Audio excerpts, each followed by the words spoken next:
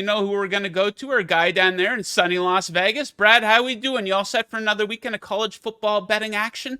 Absolutely, Joe. Thanks for having me as always. Yes, sir. Okay, so let's get right into it here. So if you guys missed Monday's show for Brad's best bets there, he gave out Cincinnati -5, San Diego State -6, and Temple +7. We have that video up here on the Covers YouTube channel if you want to go back and check out his analysis for those games. But Brad, let's get into a few more games here. A couple best bets to add here. Louisville taking on Pittsburgh. We have a 7.5 point spread for this game. What team do you like in this one? Yeah, I'm actually going to go with the underdog here. The home underdog, Pittsburgh, +7.5 against Louisville. To me, it's one of the best situational spots of the entire college football season so far. You got a Pittsburgh team fresh off a bye. They've decided, since it's been an extremely disappointing start to the season, they're going to change up the quarterback spot. I actually think it'll be an upgrade. That's how bad their starters played so far in the first 5 games. So an upgrade there. And then Louisville off one of their biggest wins in school history. They just beat Notre Dame last week at night. They stormed the field. They're unbeaten. I think they're overrated. This is a Louisville team that, coming into the Notre Dame game, I was kind of cautious backing them against Notre Dame because of statistically, they were kind of a phony, fraudulent team. So just because they had an all-out A+ effort against Notre Dame doesn't necessarily change my entire thought process on them. So you add those two factors together. I love Pittsburgh here, and I think they're live. This is a 7.5 point underdog that's live on the money line. Okay, so speaking of Notre Dame, they're taking on USC. This game should do a pretty good rating, a 2.5 point spread for this game. What team do you like to cover in this one? I like USC here. To me, better head coach, better quarterback, getting a plus sign next to their name. Now, USC's defense has left a lot to be desired, but I think they've been kind of playing possum. They haven't played the strongest competition so far this year. I think they have an extra gear in them. I don't think Notre Dame has anything left in the tank. This is Notre Dame's 8th straight week of playing, dating back to a week 0 game where they played in another continent and they played in Ireland. This is their 4th straight game against a ranked opponent.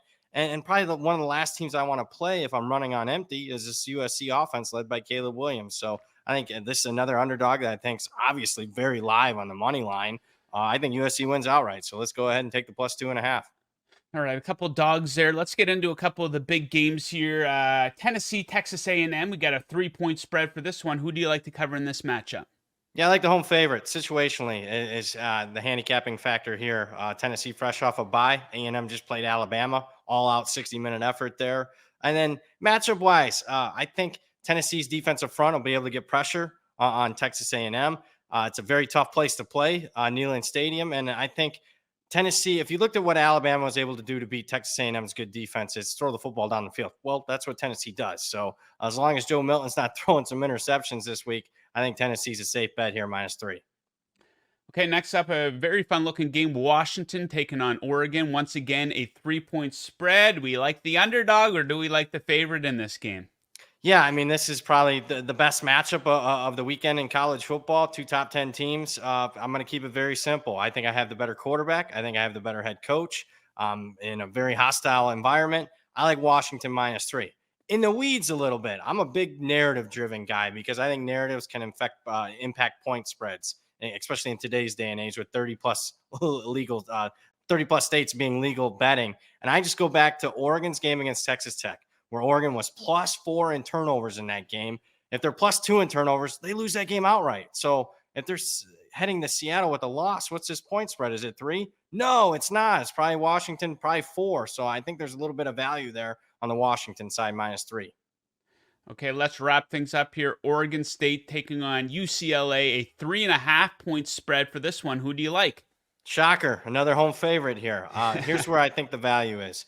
UCLA's defense has been as good, as advertised. There were some question marks heading into last week's game against Washington State.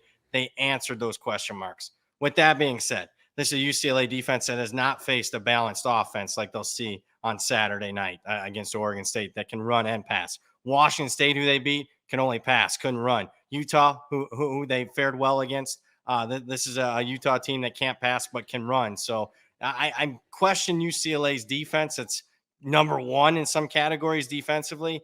We'll see after Saturday night. And on top of it, I am not buying UCLA's freshman quarterback on the road making a second big road start. He struggled mightily against Utah in his first big time road start. I think he'll struggle again in Corvallis on Saturday night. Okay, so some Friday night action here, and of course, Colorado is playing now. A little bit less spotlight on Colorado with each passing week, it seems here, but they'll probably get some shine tonight. Not a whole lot of action going on in the sports betting world. They are favored by 12.5, taking on Stanford. Any thoughts on this game? Yeah, big factor for Colorado. They get Travis Hunter back. He plays both ways. He's probably their best player, at least at the skill position, outside of Shedeur Sanders, the quarterback. So getting him back at wide receiver and cornerback is a big positive. With that being said, laying double digits to this Colorado team, playing a 7th straight week, all big time. Look at their past results. Big time media did spotlights on those games and or games that came down to the wire. So I just wonder how much energy this depth shy team has in the tank. Stanford fresh off a bye. So give me the Cardinal plus the 12.5. The Cards. Okay. We'll put you on the spot here. We have a question in the live chat. Matthew Wingham asking, Brad, any games in which the total has moved one way or the other based on weather projections that you think we can take advantage of? It's an excellent question. I don't have a specific game where I think there's value, but I'm going to be contrarian because everybody's betting these weather unders like they know exactly what the forecast is going to be several days in advance. And in my opinion, what I've seen the last year or two is they overbet these weather totals. And a lot of times I find myself on game day, okay, it's raining a little bit. I mean, they said there was going to be 20-mile-an-hour winds. There's only 10-mile-an-hour winds. So a lot of times I'll find myself betting the over on a game. And that I think will be the case possibly tomorrow on Saturday, because I think the system's moving a little quicker than expected. A game to keep an eye on is that USC Notre Dame game. Last time I checked, it was a few hours ago. The hour-by-hour forecast was the rain will stop. The wind won't be that big of a significant factor, and yet we continue to see money on the under in that game. I don't agree with that.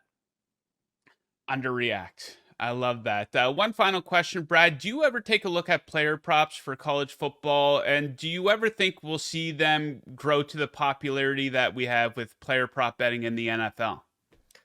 Probably not. I mean, because it's very tough for the books to I mean, it's very, you can take advantage of it to say the least. It's very profitable, positive EV, but I just don't, there's too many players to keep track of for it to be super profitable for the books to offer them up on every single game. But certainly the big games of the week, you can take advantage of it. I don't, because the unfortunate thing here in sunny Las Vegas, the two books that offer a lot of player props, FanDuel, DraftKings, they're not in this state. So I don't bet them. Yeah, then we don't blame you. Yeah, you see them during bowl season, even for college basketball. You see them heat up a little bit during March Madness and the national championship and Final Four and whatnot. Yeah, but during the regular season, not a whole lot of people giving out player props for both college basketball and college football. Okay, Brad, that does it. Another week of research, handicapping in the can. I know your work isn't done yet. You'll probably get a handful more bets in, but best of luck with those bets, and we will catch you again next week. Hey, thanks for having me as always, Joe.